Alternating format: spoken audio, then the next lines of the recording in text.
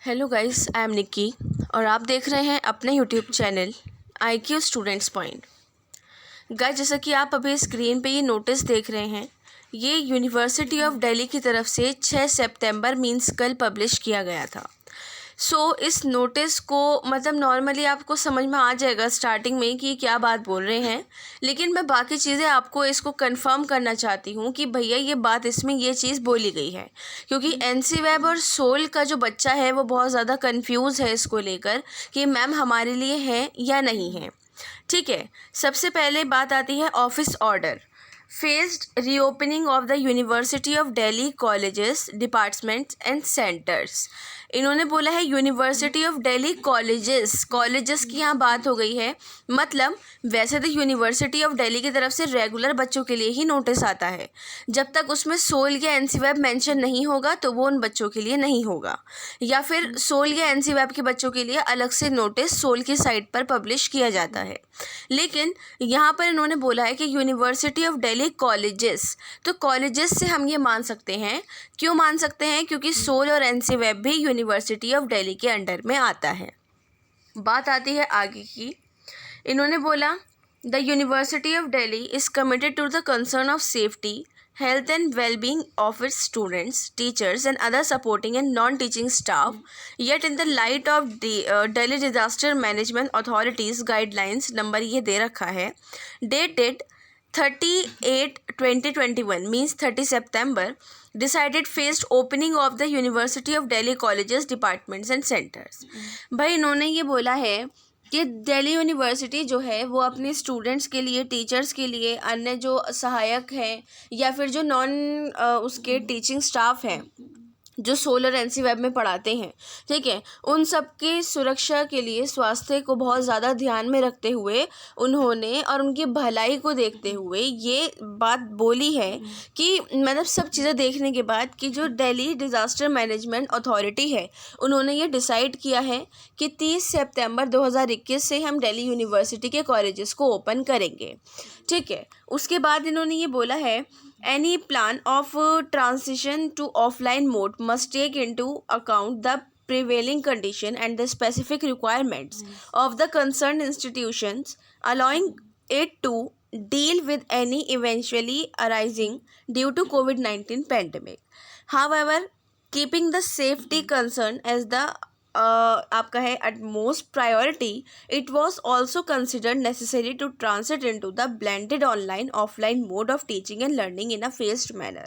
ठीक है, मेन बात इन्होंने यहाँ पे क्या बताने की कोशिश करी है कि भाई ऑफलाइन मोड में मतलब जो पूरे संक्रमण है पूरा, उसकी किसी भी प्रोसेस को इस टाइम की सिचुएशंस और उससे संबंधित इंस्टीट्यूट की अलग अलग ज़रूरतों को ध्यान में रखना चाहिए, जिससे कोविड-19 की महामारी की वजह से जो उत्पन्न होने वाली घटनाएं हैं उनसे निपटने के लिए बहुत जल्दी सुझाव मिल सकें।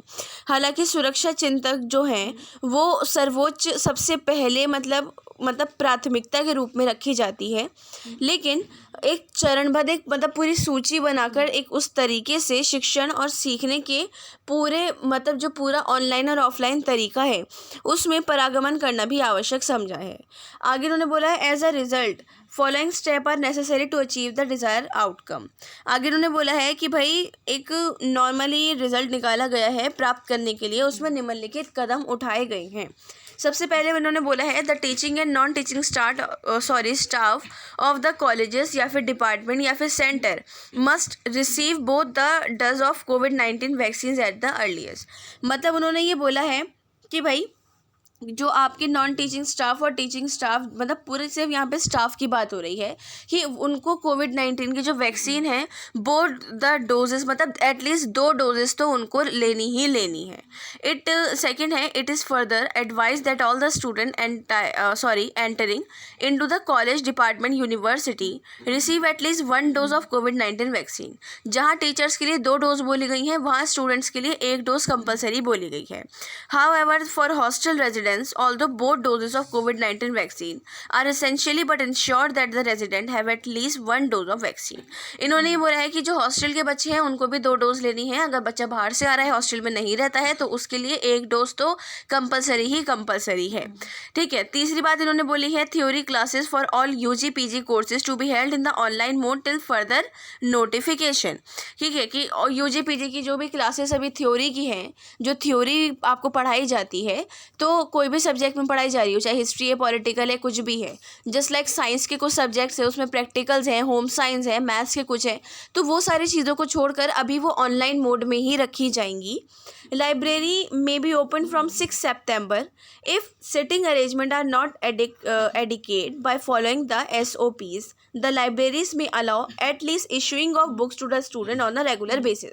मतलब जैसे पहले की तरह जो लाइब्रेरीज में बच्चे बुक्स इशू करवा कर घर ले आते थे या फिर बैठ के वहाँ पढ़ते थे, तो उन्होंने बोला कि बच्चे बुक इशू करवा कर घर ला सकते हैं, लेकिन वहाँ पर बैठ के पढ़ने की परमिशन अभी नहीं दी गई है.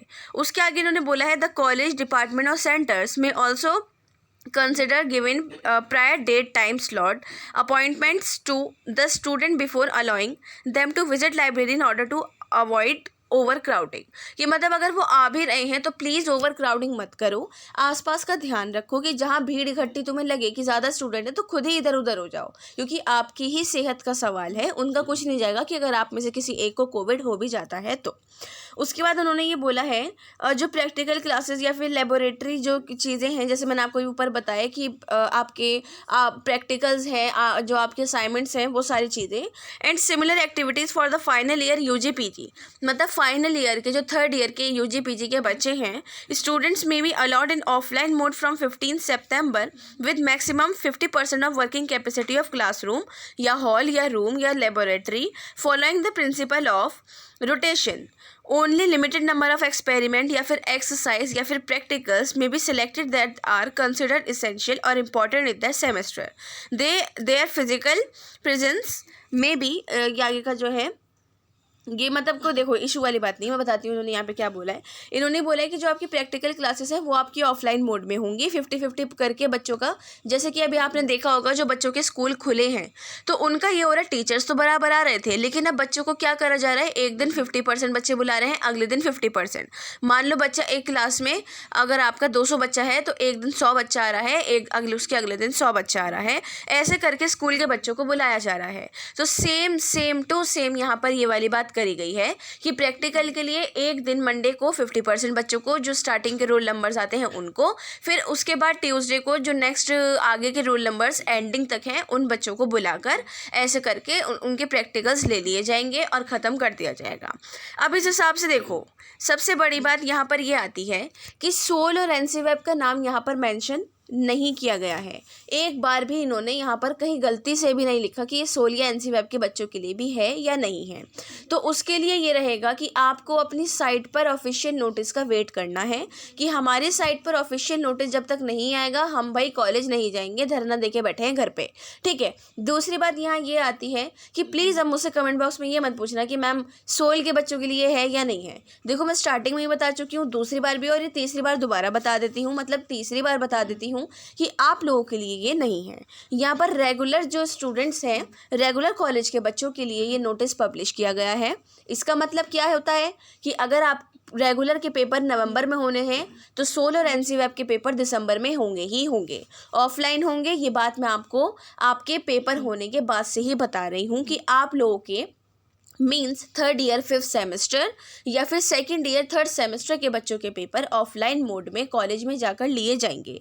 सोल में अनगिनत बच्चा है, क्लासेस पॉसिबल नहीं है क्योंकि उनका जो पूरा सिस्टम चल रहा है वो भी बहुत अजीब हुआ है, उनसे खुद नहीं संभल रहा, तो बच्चों को क्या संभालेंगे. लेकिन रेगुलर के बाद सोल और एनसीवेब के बच्चों के पेपर होते हैं. इसका मतलब रेगुलर कॉलेज भी खाली, सोल भी खाली, एनसीवेब भी खाली. तो एक बच्चे को एक क्लास में बैठाएंगे ना तो बहुत आराम से पेपर हो जाएगा. तो इस वजह से अपनी जो आपकी तैयारी है वो ऑफलाइन बेस पर ही करो। अगर हो भी जाता है, मान लो कि आपका हो गया, थर्ड वेव आ गई या फिफ्थ आ गई, फोर्थ आ गई, तो उसके बेस पे देखा जा सकता है, लेकिन उस चीज़ को ना, उसको मतलब बिल्कुल माइंड में रखो ही नहीं। जहाँ मैंने आपको बोला था कि 90% चांसेस हो चुके हैं ऑफलाइन के, इस नोटिस के आने के बाद 95% चांसेस हो गए हैं ऑफलाइन मोड पेपर होने के। बस सोल और एनसीवेब के बच्चों के नोटिस आने का इंतज़ार है, उसके बाद तो 100% आपके चांसेस हो जाएंगे कि आप ऑफलाइन पेपर ही दोगे। ठीक है स्टूडेंट्स, आई होप कि आपको अब इस नोटिस में कोई भी डाउट नहीं रहा हो। मैंने आपको बहुत अच्छे से पढ़ के समझा दिया है कि भाई इसमें ये वाली बात वो वाली बात बोली गई है। अगेन वही वाली बात, सोल और एनसीवेब के बच्चों के लिए ये नहीं है। अच्छा, एक बात और कि एनसीवेब के बच्चों के 4th सेमेस्टर के भी पेपर अभी नहीं हुए हैं। ठीक है, तो घबराने वाली बात नहीं है। वो बात भी मैं आपको कब से बता रही हूँ कि वो वाले पेपर आपके 5th या 6th सेमेस्टर में होंगे। इस बार आपके पेपर नहीं लिए गए हैं, तो घबराने वाली बिल्कुल बात नहीं है। और आपका जो एनसीवेब का 3rd सेमेस्टर का रिजल्ट है वो भी जल्द से जल्द डिक्लेयर कर दिया जाएगा। बाकी सोल वाले बच्चों का 4th सेमेस्टर का 2nd ईयर का रिजल्ट भी सितंबर के एंड तक आने के चांसेस हैं। अदरवाइज़ कुछ पक्का नहीं हुआ है अभी कि सितंबर के एंड तक आएगा ही आएगा। और 2nd सेमेस्टर के बच्चे मुझसे ये सवाल ना करें कि मैम मेरा रिजल्ट कब आएगा। देखो, आपने अभी पेपर दिए हैं और सोल को आप जान गए हो 1st सेमेस्टर में ही कि वो कैसा काम करता है, तो इस हिसाब से आप अब 10 साल 12 साल वेट करो कि आपका रिजल्ट कब आएगा।